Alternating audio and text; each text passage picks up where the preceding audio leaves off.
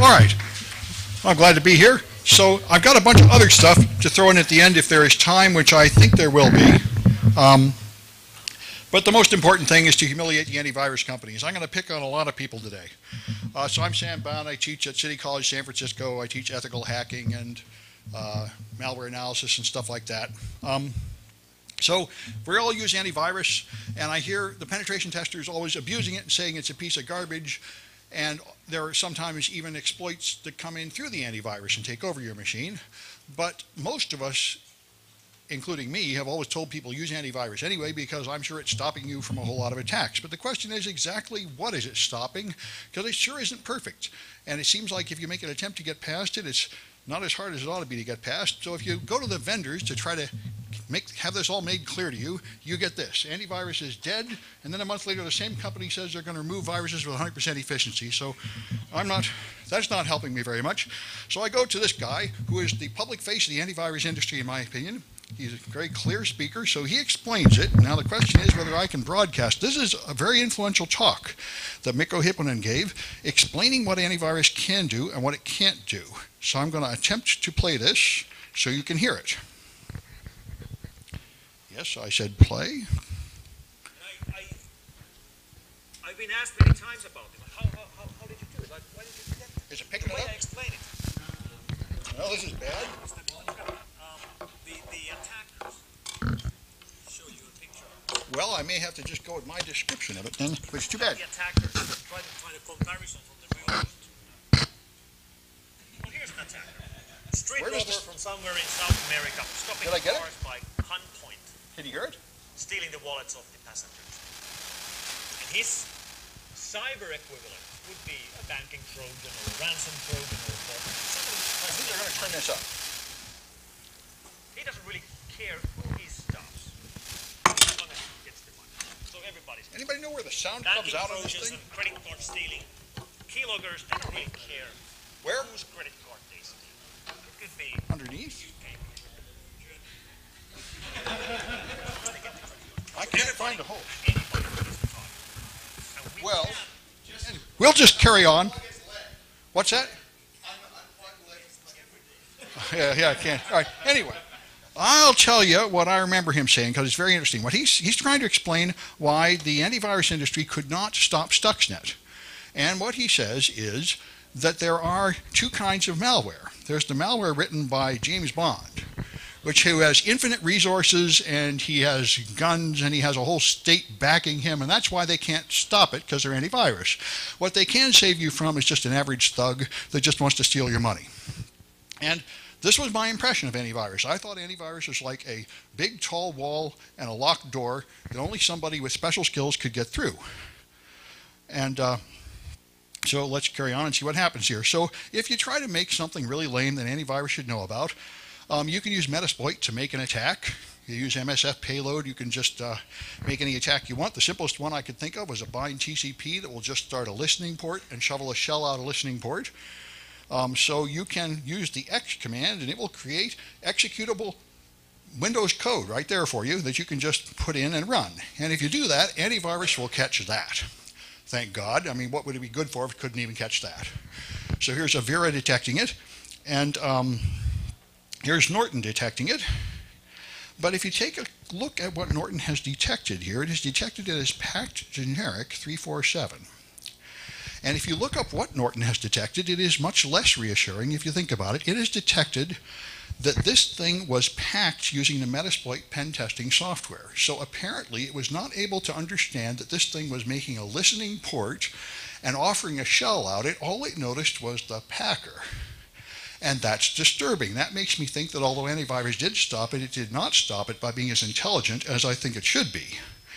And I send this thing up to VirusTotal. Everybody's antivirus can pick it up. 37 out of 49, that's pretty good. So the question is, how smart do you have to be 007? And yeah, maybe it looks like, can you tell him to turn it down a bit? I think he will. All right, so what do you have to do? And the answer is in this book, Violent Python, been out for a couple of years now. This is an excellent book. People recommended it to me, and I used it in my class last semester to give my students homework. You can get them to turn it down a bit more, that would be good. They're working on it. Anyway, so let's try to sneak stuff past antivirus. And this one I'll demonstrate from start to finish.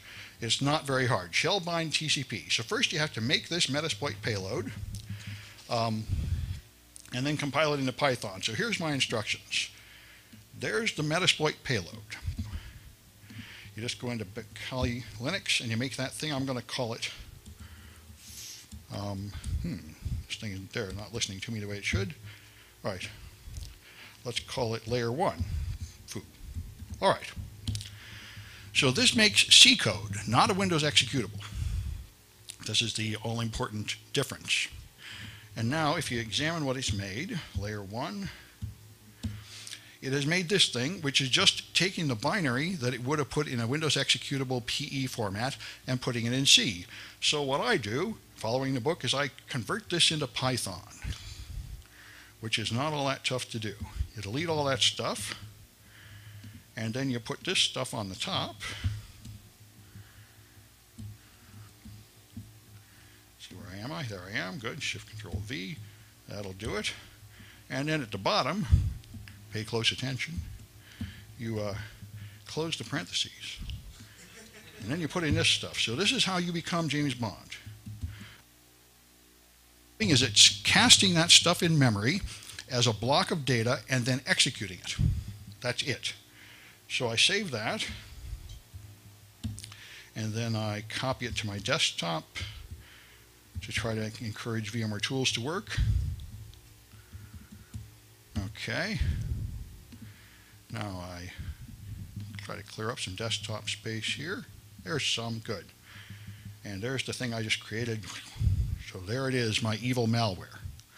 Okay, now I have to compile this stuff to make it from Python into a Windows executable. And it takes a couple of steps to set that up. But when you're done, you just have pipwin working on Windows. I happen to be doing it on Server 2008 for no particularly good reason. So this thing gives me a Python compiler I can use. So all I have to do is put that on my desktop. And then here I can do, I'll go back to my slides. That's it, PyInstaller. One file, no console. All right. So that's my Windows command line. Okay, PyInstaller. I got it in my clipboard. Right click, paste, there we are. And now I need to give it the LayerOne foo. Okay. That compiles it. And it's going to put it in a folder called dist on my desktop, which is here. Okay.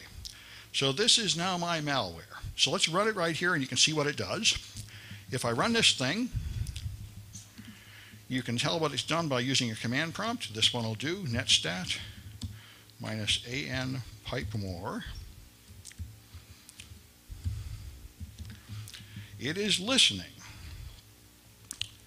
on port 4444 on all TCP addresses. Here's my IP address, 192.168.119.191. So if I go to my Kali Linux box, for example, which would be this one, I can just connect to it on that port. There, now I can see the address. All right, so let's just do netcat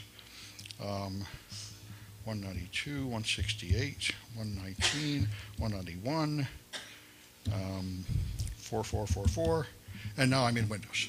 So the Windows is under remote control because this malware is piping out a shell, which is obviously not a good thing. All right, so you would expect antivirus to catch that, and it does.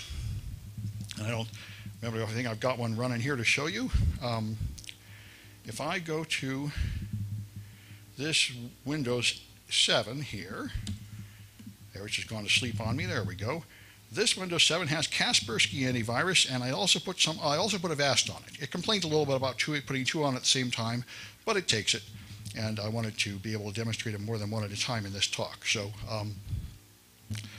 all right, there we are. Let's shrink this. That's Windows 2008. I've had to make it to my Windows 7. All right, Windows 7 with antivirus. All right, pardon me. Got to keep my executable out of here. Okay, and then put it in my target. Okay, it goes in, It doesn't complain yet, but when you run it, antivirus ought to pop up and do something about it.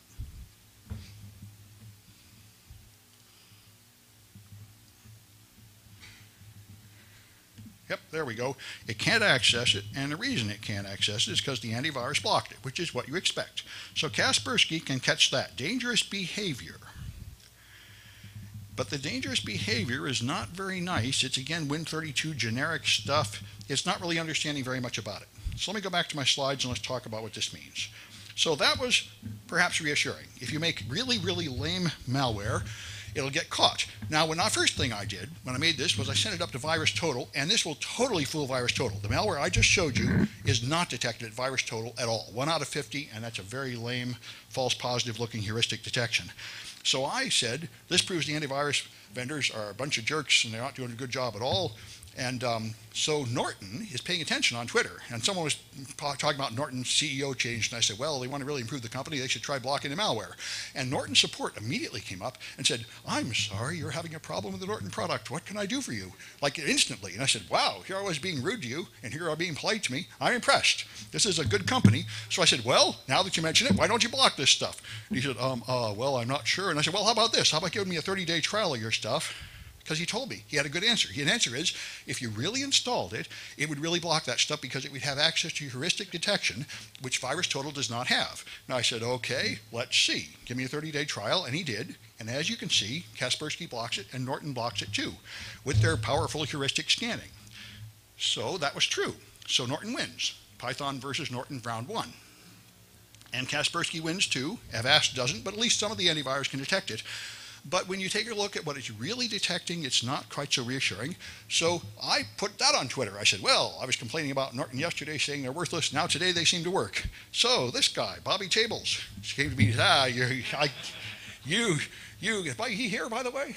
I don't think I've met him in the real world, but he said, you can get past that. All you have to do. He said, you know how to do it. I said, I don't know. Tell me how. And so he told me how. All you have to do is delay the onset. And if you delay, because it doesn't run the heuristic scanner all the time, it just runs it for the first few seconds after an app launches.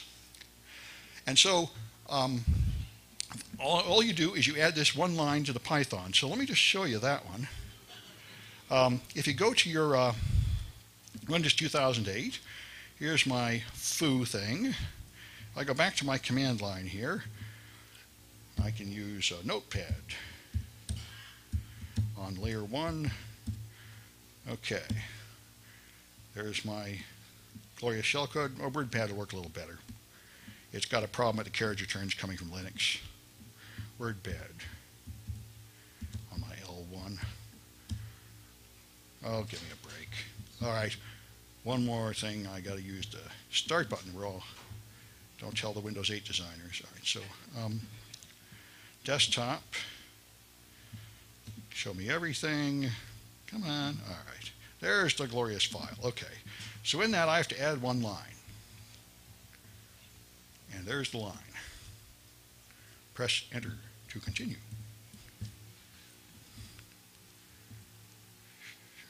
Should be this one. Well, I don't know what's going to happen. That's what I get for using WordPad. I don't like that much. I'm going to use the Notepad version and put that in. Notepad. All right. Shift Control V. That'll do. Alt F. S. Okay, let's compile that again. Which was that thing right there. Oh, there's one more nasty thing. I made this a no console compile, so you can't see what you're doing. And if you're going to do that, that press enter to continue won't work, so let's get rid of that. All right. Now it will run in the console. So here's my new super advanced malware. Press enter to continue, and then it starts making a listening shell. So let's try that stuff on a machine protected by powerful antivirus. And come on, there we go. Replace the old one. So it's down here. And go to my target and put that on there. And I thought it would have given me that same message about replacing the other one. Let's close this. There. Get rid of all that nonsense. Let's see if I got the new one to the old one.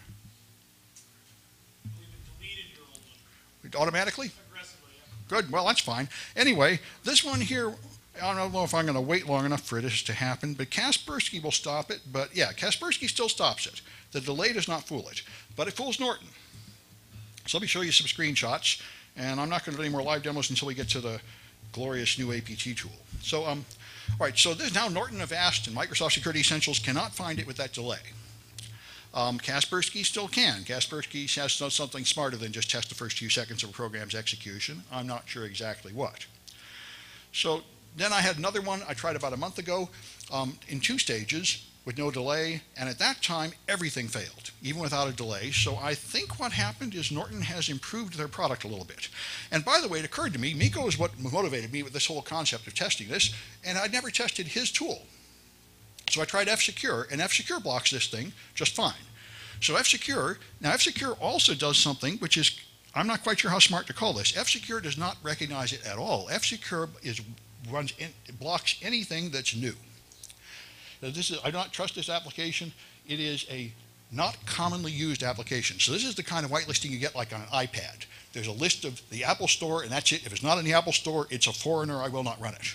So this makes you safe as long as you never develop any software or run anything new, but that seems like a pretty extreme thing for people that are going to be running a Windows machine. They expect a little more freedom than that. But of course, it did block it. So at this point, I published a challenge to the antivirus people on Twitter, and I put it on my website, saying, all right, why can't you block this thing? This thing is a reverse shell calling out, phoning home to be controlled, and nobody answered me, but Norton got better about a month later. So I think some word got back to them, or somehow they did. So that's why, as you see, Norton got a little more effective at blocking things. It was able to block the particular one I put up there. Before, you didn't even need a delay for the 2-round attack. So made a shell round TCP with a delay. I decided this one here is one that phones home, which is better than the one that just opens a listening port, because listening port, of course, will be blocked by your corporate firewall. Phoning home, the reverse TCP is better. And so if you do that, you just create a reverse TCP in Kali and convert it into Python and compile it. Then you have to have a listening shell in the machine to be the controller. And Norton can't find this at all. I put in the delay too. Press enter to continue. Kaspersky can still find it though. So at this point, I got a happy response. Someone at Chris Abdallah at Tipping Point has Lastline. Now, Lastline is one of the real expensive corporate anti-malware protections. The only 2 I know of are FireEye and Lastline. There are probably others, but these things are like $50,000 or $100,000 a year, and they will snatch things off of your network and take them back to their servers and run it in a virtual machine and decide if it's good or bad before letting it go through, which is pretty bloody awesome. Although when I read, I think about the FireEye machine, they say it doesn't actually block it. It just lets you know that it was bad later because they can't wait all that long. But anyway, this is the only product I've ever seen that actually figures out what it is correctly. Metasploit, executable, identified, reverse shell. These guys actually can do what I assumed they would all do, which is notice the default payloads in Metasploit. That doesn't seem like I'm asking too much. FireEye, I can't get any action out of them. If any of you guys have FireEye and would like to test some of this malware, that would be awesome. They won't. I asked him, is there some way to submit something to you for testing? Is there a free sample? They got nothing but crickets. So anyway, so I cannot say how good FireEye is. But then I decided, let's try another attack. How about a keylogger? Well, I'm too lame to even write a keylogger. I just Googled and found some code 4 years old. Somebody wrote Python keylogger long ago. So I said, what happens if I just take that? And then I said, that's my huge advantage. Let's push the keystrokes to Pastebin. So that's, you just go to the Pastebin API. All you have to do is send a post request, and you put your keystrokes here, and they'll post on Pastebin. So when I tried this yesterday, I'd start this thing running on my machine. I was at Starbucks at like 5 in the morning running this thing, and every time I press enter, it would put another paste. So Pastebin busted me. So I'll warn you, you can't run this one too often on Pastebin. But anyway, I wrote my own version that posts on my own server that doesn't time out, and it's pretty awesome. So Kaspersky and Avast don't notice this at all. Norton won on this one, but that's just because there was no delay. When I added the delay, Norton doesn't pick it up. So now I'm ready to present to you the glorious release for this con. the highly advanced product, the ultra advanced APT tool that will blast through every defense. And I might as well show you, you can get this right now. In fact, I got the URL right there. You can download it right now and run it on your machine. It's bloody awesome. Nothing will stop it. And let me show you this thing blowing things away. So this is that thing with Kaspersky on it. All right, let's just not worry about that. I've got, here's the Evil Sam. Okay, this is the one that goes to my server. That'll do. Okay, and when I run Evil Sam on this machine, yes, I think I have to close this nonsense maybe. Let's see.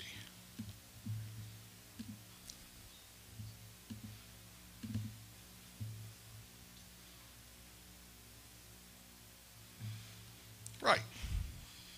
There we are. There, Avast is checking it out. Okay, Avast decided it was fine. Okay, that's reassuring. Avast. Now, Kaspersky advised that Kaspersky did not detect it earlier today, but today it did. That's interesting. Maybe they're paying a little more attention, I think. Let me just try another one here. Let me get another machine up here with an antivirus. Let's try B. I think that's Norton.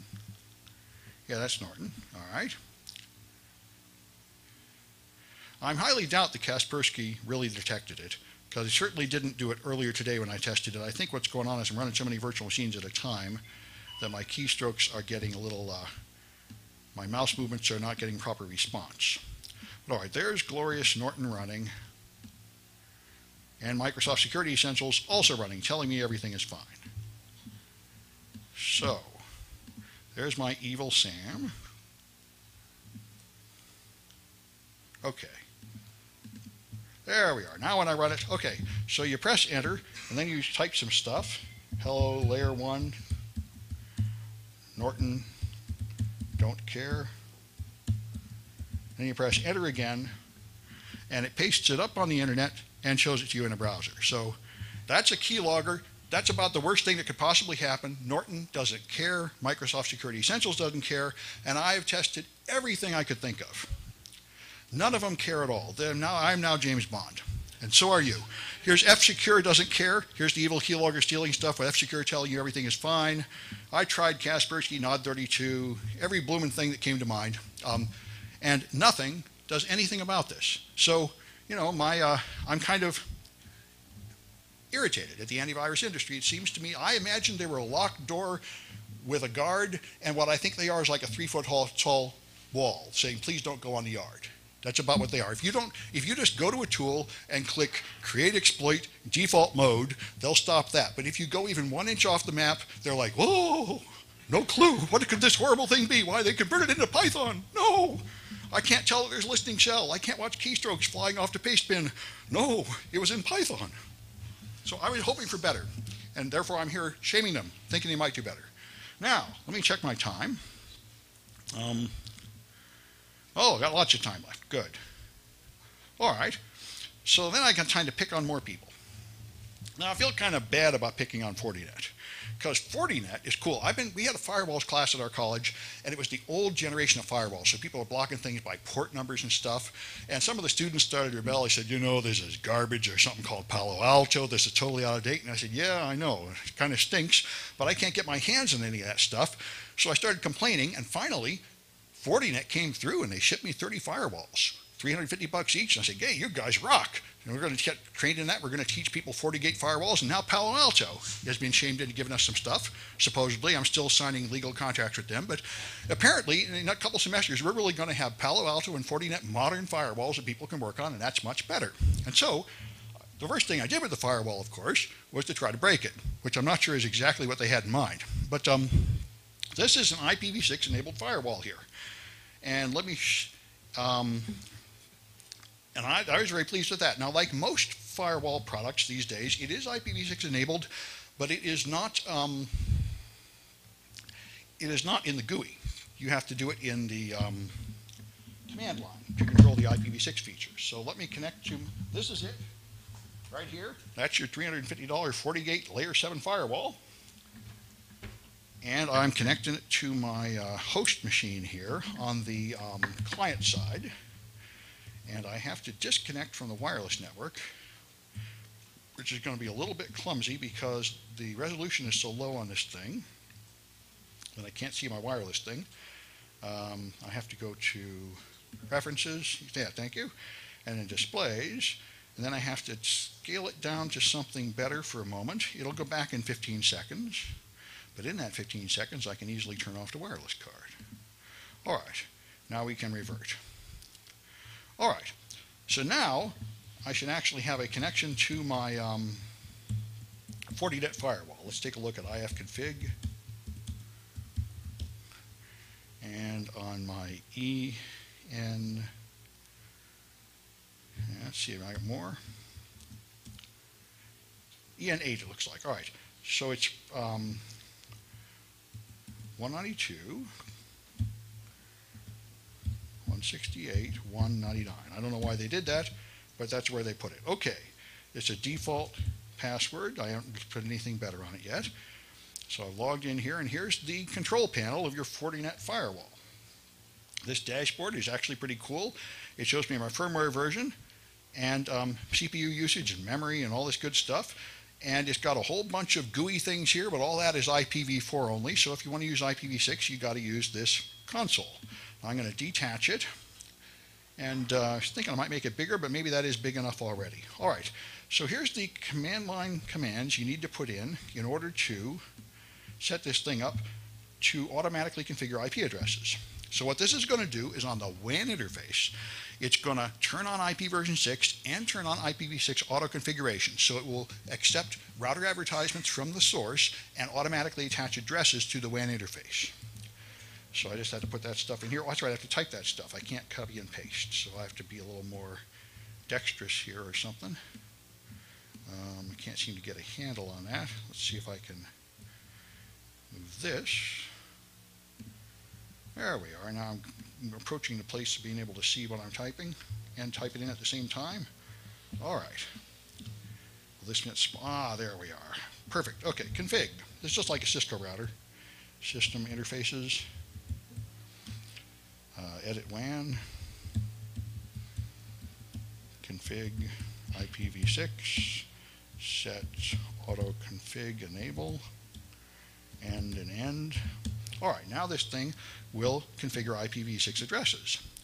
And let me just show them this diagnose IPv6 address list. Diagnose. Okay, IPv6 address list. All right, there's my WAN interface, and right now it just has ::1 and an FE80, which is nothing. Now I'm going to feed it some addresses. I've got my backtrack machine here is going to be the source of these IPv6 packets. And, okay, one down will do. All right. So, if I do, just a moment, a little bit clumsy on this low resolution screen. All right, so IP address show would be worst. IP address show pipe more. Okay, I have ETH0 and ETH2. ETH2 is the USB Ethernet, which is going directly to the FortiNet from my virtual machine. USBs are awesome, by the way. You can use them for this kind of attack without killing the host, because the traffic that passes through the host is USB and not Ethernet, so I'm not going to kill my Mac, which would be a problem if I went directly through it. Anyway, now I'm going to send some router advertisements there with fake router 6. Let's call it 3355::/64, and I think I have to put the interface here, ETH2. ETH2, I said. All right. Okay, now it's sending one router advertisement per second, advertising 3355. So if I go back to the FortiGate and do this diagnose again, it's now auto-configured an address starting 3355, which is what it should do. So that's fine as far as it goes, but if I open another window here and send it a flood, which is flood router 26 ETH2. Okay, now I go back to here, press enter, nothing happens. If I go to the console here and click on stuff, nothing happens. It's frozen. If I try to refresh it, nothing happens. And what's even more fun is if I ping it.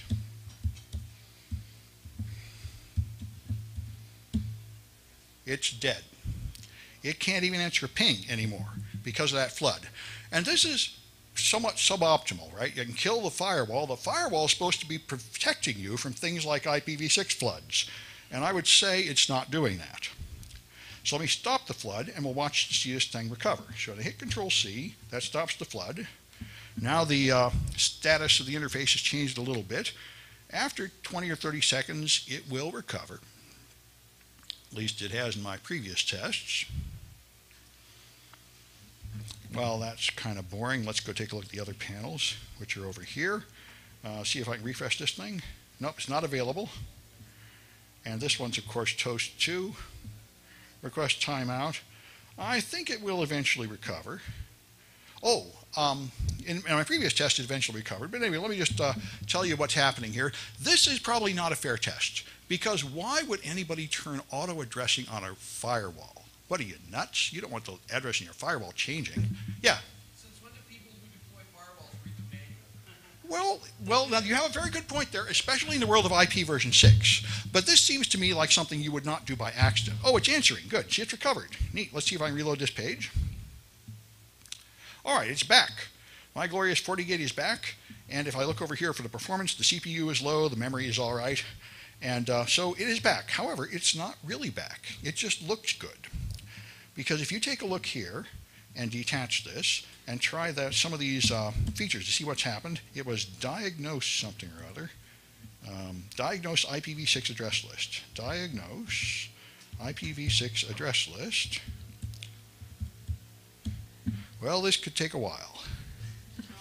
So now that is what I asked it to do, right? I said, listen to router advertisements and auto-configure, but this is the result of the attack. And you know, most operating systems are wising up about this. Microsoft finally wised up after about 3 years of being humiliated.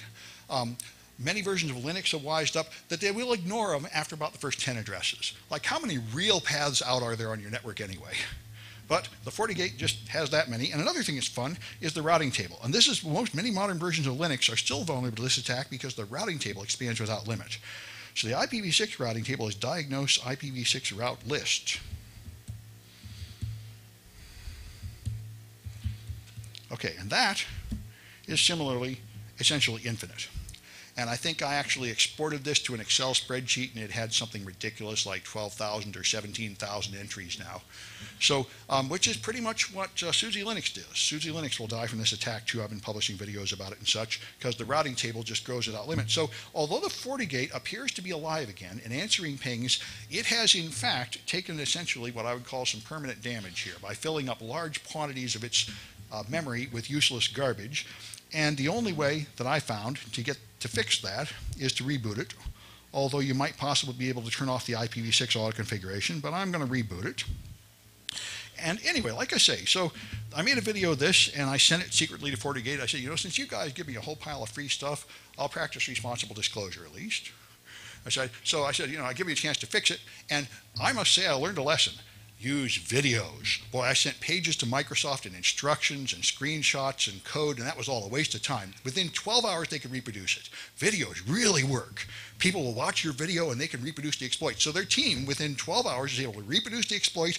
They said, we're on it. We're putting out new firmware. And then about 2 weeks ago, I said, you know, the security cons are coming. I'm sure like to talk about this at cons and not leave these videos hidden forever. Are you going to have an update pretty soon? And I got nothing. So here I am doing it. So I hope they don't send a guy and take all my firewalls back. But they've been pretty cool about it so far. So anyway, let me show you the other one. So this was an unfair attack, though. This assumes you turn on that automatic configuration, and that is a pretty screwy thing to do anyway. So it'd be more appropriate to test it under this condition. Let me see if my firewall's come back up yet. It hasn't.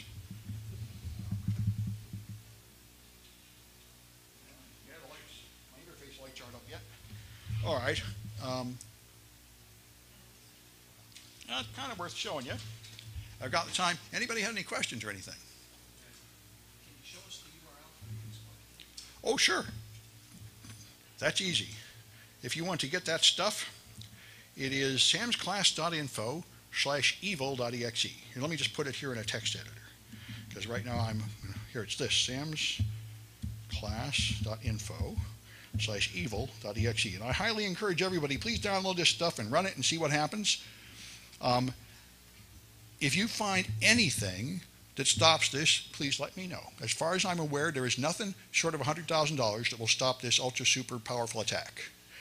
And the source code is about 20 lines of Python, mostly being that ASCII art at the start. Yeah? Once you get your Palo Altos, because Palo Alto actually does have sandbox unboxing, Yeah. and it doesn't cost you $50,000 to get. Yeah. I'm curious to see if they spin it around quick. Yeah, it will be interesting. I know FortiGate also supposedly can stop malware, but they're in VirusTotal. Right. And I don't think they have any heuristic detection. Palo Yeah. actually has their own sandbox box. Oh, they do. So they'll actually pick up the stuff and send it home. Well, that's cool. Maybe the Palo Alto will be able to stop it. Yeah. Well, I'm really curious to see how fast they can Yeah. actually turn that around. yeah. Well, I'll be interested to see. Good. All right. Well, my firewall's back. So let me see if I can get the this screen here to refresh for me. Oh, good. All right. So let me show you what happens when you turn off that silly address auto configuration. Here's my CPU down, my memory is down, that's good. So I go in here, detach this again, and then I got to type in some commands again, which are there. I would move them to the bottom if I could find something to grab. Ah, there we are. Good. All right. Config system interfaces again. Okay, config. Edit. WAN. Config. IPv6. Set. Auto. Disable, the way any intelligent person would.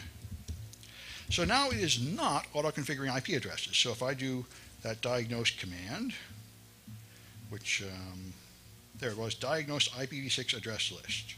Okay, diagnose IPv6 address list. Okay, so now it has an address it remembers from before, but no more are there. And now if I hit it with a flood, it is not going to auto-configure any addresses. Therefore, it should be fine, you would think. So if I go here and I hit it with that flood again, then I go back to the FortiGate. Let's look at the pings, actually. The pings are still answering. So it's a lot better than before. It's not just killing the thing dead.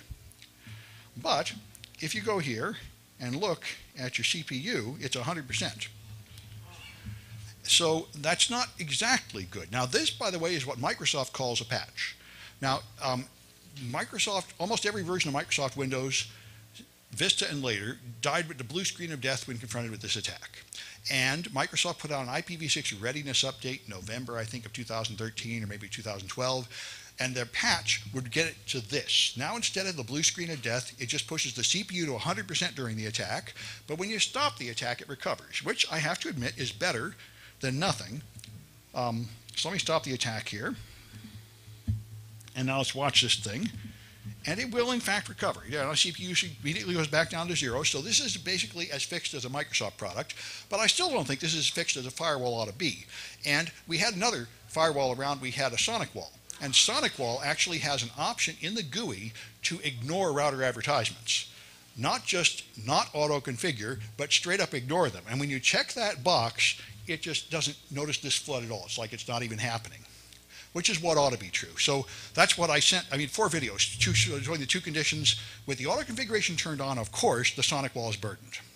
But if you and if you don't ignore router advertisements, the Sonic Wall is burdened about like this.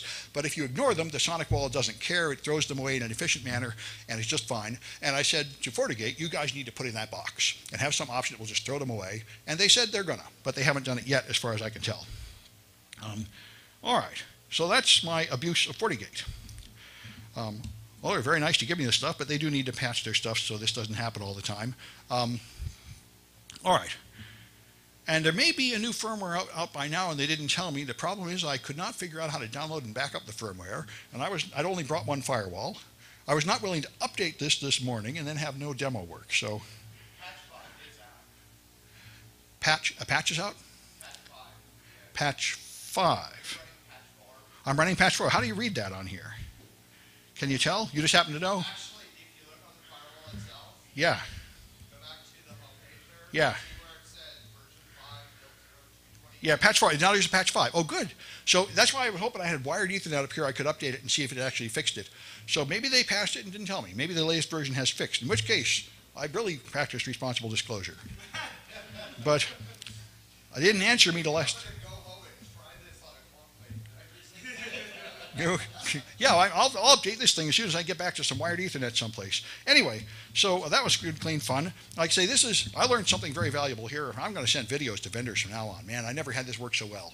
Usually, you send them like 3 commands in Kali Linux, and they say, can't reproduce. And I say, damn it. But you know, I've seen it. This is the most common mistake my students do on projects is they skip step 1, which is like use Linux, and they try to do it on Windows, and then around step 10, they're really lost. And as far as I can tell, that happens when I submit vuln reports too.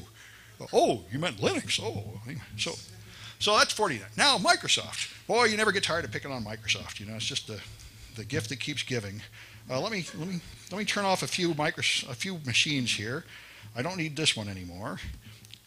This is a pretty awesome thing. I can run 4 VMs at a time, but I don't think I want to push it any further than that. I don't need this one.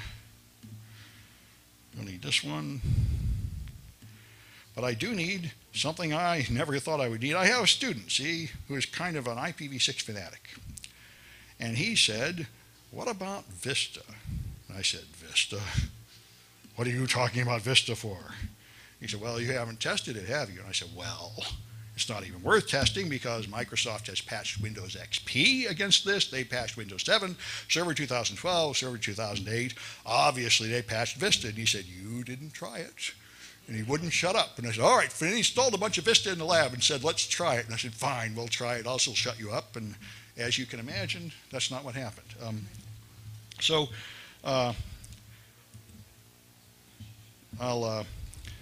This is actually quite a dramatic attack. And I think this is having to restart because I didn't restart it after the last time I attacked it. But let's let my Vista come up here because this is actually pretty bad. And I noticed something, which I might as well tell you anecdotally. I've been making a lot of fresh machines. To test these antivirus, I wanted to make sure nothing else is on it. So we install a brand new Windows 7 Server Pack 1. It then says 137 updates. When you install a Vista Service Pack 1, it says 79 updates. And it's like 4 years older. So apparently, this is not the only patch that Microsoft did not bother to give Vista. And you know, I don't know if anybody on Earth is even using Vista. The only people I knew was the U.S. Army, and they're moving up to Windows 8, of course. But anyway, but technically they support it, right? XP reached its end of life, and this is a big deal. If Vista has not reached its end of life, it seems to me that it's reasonable for people to expect Microsoft to patch it. But anyway, that's not what happens. So here's my glorious Vista.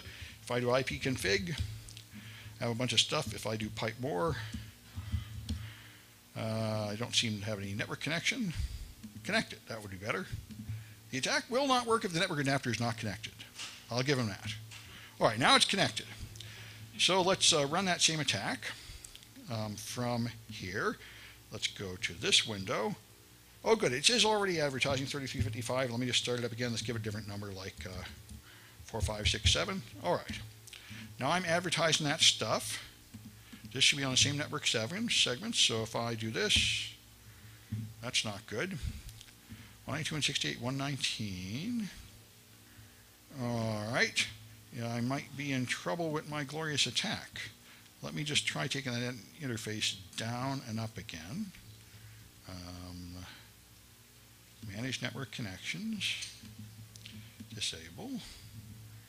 User account control. Okay. Enable.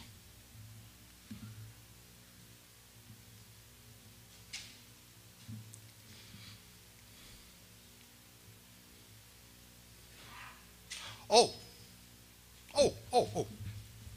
My Kali machine is currently sending the attack out through the USB NIC. No wonder it's not getting anywhere. I need it to send it through the virtual NIC for this one, which is ETH0. So let's just send this stuff out ETH0. That's the problem. All right. Now, right.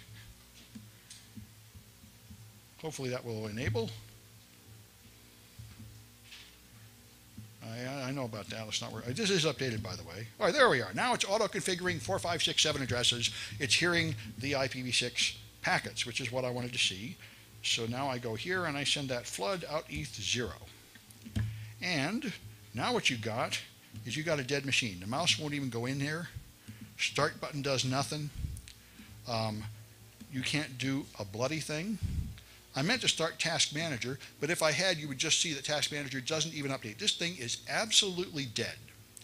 And for even more fun, let's kill the attack. That was maybe 15 seconds. And it's still dead. But when it will come back, I may or may not have the patience to wait for it here. If you can get a little bit of action out of it now. If you right-click the taskbar and count to maybe 20 or 30, it'll eventually answer, and you can open Task Manager to show you that the CPU is at 100%, and it will stay at 100% forever. I waited 16 hours the first time and then 4 hours the next time. It never comes back. And you can unplug the cable so the interface is gone, and it just freezes forever. The only thing you can do is pull the plug out. You can't do a normal shutdown. You can't do a bloody thing. This is really extremely effective. And, you know, so here I am. The point, it's kind of ridiculous. Microsoft patched all these, so they kind of need to patch Vista too, or they need to tell us that Vista is now no longer supported. Yeah. How much did it cost us Vista in 2008 or 1 or the same version? Kill at 2008 or 1. I didn't try 2008 R1. Maybe it has also been skipped. I tried an R2, and I know the IPv6 readiness update is there for R2. But you're right. I think I did try it on 2008, and it didn't kill it, but I'm not sure. Yeah, it is. It does make sense. And of course, another thing my student wanted to do is try adding a patch from 2008 into Vista, because there was once a case when you were really supposed to do that on a Microsoft product. You're supposed to use a patch for the other version. That's not always insane, but I haven't gotten crazy enough to try that yet. But anyway, it seems like Microsoft ought to tell us what to do, in case anybody's still using Vista, or just admit they don't care and they've abandoned Vista. One or the other is what I would like to see. So I got a video showing that. All right, let me check my time. I think I still got plenty of time. Good, 1:45, long enough to show you a couple more things. Okay, so Microsoft has known about this since 2010, so you know there's no real issue of responsible disclosure there. So UC Santa Cruz, the last one I want to tell you about. I got it in my head about a year ago to start finding security problems at colleges. And I don't have any authorization, so I can't run like a vuln scan or anything, but I still felt like I could go put apostrophes at the end of URLs and see if they got an open SQL injection and lame stuff like that. And I used dorks to find them, just like the script kiddies. And I found a ton of them, colleges with open SQL injections and other foolish things like that, plain text logins, server versions that are 5 years old, and stuff like that. But UC Santa Cruz takes the cake. I found a piece of malware that hides on your server that covertly redirects page. And it was a pretty interesting piece of malware, but anyway, I informed them, so they reimaged that one server.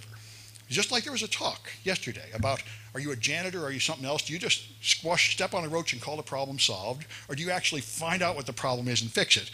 And UC Santa Cruz is definitely in the first of those camps, because they reimaged one server and next day 4 were infected. And after that, they never did anything more. So if you want to see the ongoing infection at UC Santa Cruz, this has been going on since December 2013. I've contacted them many times. They don't care. I can't get anybody to even talk to me. So yesterday morning, there were 7,000 infected pages. Just look for Viagra at UC Santa Cruz. There are no significant number of real sites about Viagra there. These are all Viagra spam trying to sell you Russian, fake Canadian pharmacy stuff. And these guys are just crawling through their network, changing it every few weeks, rearranging it, laughing at them as they make pathetic attempts to clean it off. And I wanted to get a sample of this malware from the system to analyze, but I can't get anybody to even talk to me, because it's not too far for me to drive down to Santa Cruz. I would do it. So here's some example of the Santa Cruz website. Here's some astronomy for you, Viagra AirSats. This one's in German. Here's another one in French, the latest they've been used in foreign languages. And what these are, by the way, is a form of stealing your reputation. These put keywords on ucsantacruz.edu, which Google will then use to improve PageRank, and people trust edu sites for some ungodly reason. Believe me, if you work at a college, you would know better than to trust edu sites. But anyway, so they're cruising for this disaster. This already happened to the Maricopa Community College. They got infected. They didn't do anything about it. They ignored all the warnings in their network team saying, look, you are running a compromised server, inputting student data and everything else. You can't just pretend it doesn't matter. And after a couple of years, they really got hacked again. and this is the future of UC Santa Cruz. I guess it'll be a year or two before this headline comes out and they say, we had no idea, nobody told us or anything. So that's the way it was. Here's, after 9 to 10 months, they didn't do anything. We're still running on a compromised server. This is not good. That's what their security staff told them, and nobody cared. So anyway, if you want any of this stuff, just go to samsclass.info. The evil advanced APT tool is there. And here's hands-on projects telling you how to do all this stuff. So, and these slides, anything else you want? I think that's it. Any questions about anything? Okay.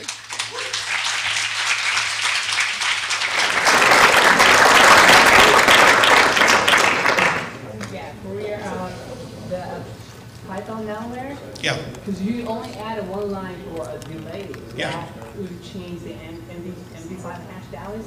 Well, no, it's not the hash value. These aren't detected by recognizing them at all. The only way it detects them is by is by noticing that they're not an old familiar file that they're used to running, like Microsoft Word or something. That's what F-Secure does. I'm not quite sure what the other ones do. But the delay just turns off the heuristic scanning. So apparently that is a feature of Norton, which that little Bobby Tables knows about, that Norton checks for certain kinds of suspicious behavior, but only for the first few seconds. And after that, it no longer checks for it.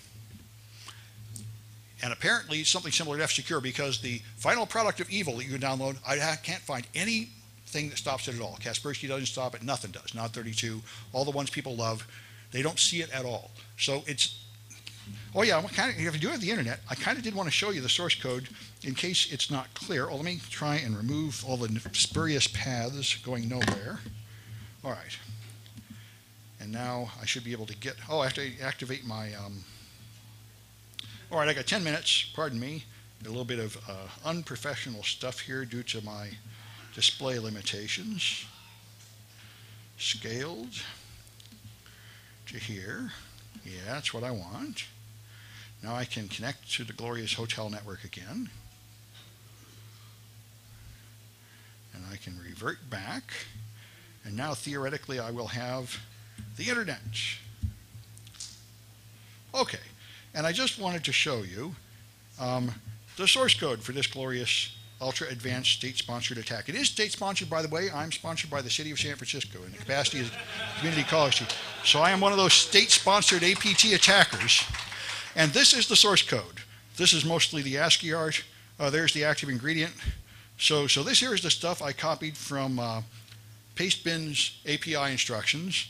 And this is the part I copied from somebody else's thing 4 years ago. And that's it. So that makes me James Bond. Anyway, that's all there is, and you can download the thing here. This is kind of funny, by the way. I host a lot of malware on my website, but usually I have to zip it and encrypt it. But this stuff I'm just hosting right there as an exe because nobody detects it. It's like, I'm hosting this malware right on my website. Nope, I guess it's going to be that way for a while. Yeah? I've had a lot of people ask me that. As far as I can tell, they're all crap. Not one of them. What's that? Oh, no, I use them anyway, and I recommend using them because there are some attacks they stop. If somebody's running the Zeus bot, my impression is, if you get something like Zeus, and you run it like Metasploit, and you click like 1, 2, or 3, use exactly what comes out of that it can stop. If you do anything to change it at all, it's helpless. That's my impression. And as far as I can tell, there's no particular reason to choose one over another. Yeah? Try bit 9. Bit 9, I have not. Never even knew it, never even heard of it. But, well, the application, now see that F-Secure, at least in some times, it stops it on the grounds that it's new. Like the timestamp is not a week old, therefore it's probably funny. And maybe that kind of thing might work, although F-Secure doesn't stop this one for some reason. Running in a console with a delay seems to skip that step. Yeah? I have not tried Panda. That would be a good thing to try. Yeah? There's lots of but as far as I can tell, they're all very weak defenses. The fact that you're using a 4-year-old keylogger, that F-Secure CSET is a common application now. Well, I kind of doubt that, but I suppose it's possible. Yeah?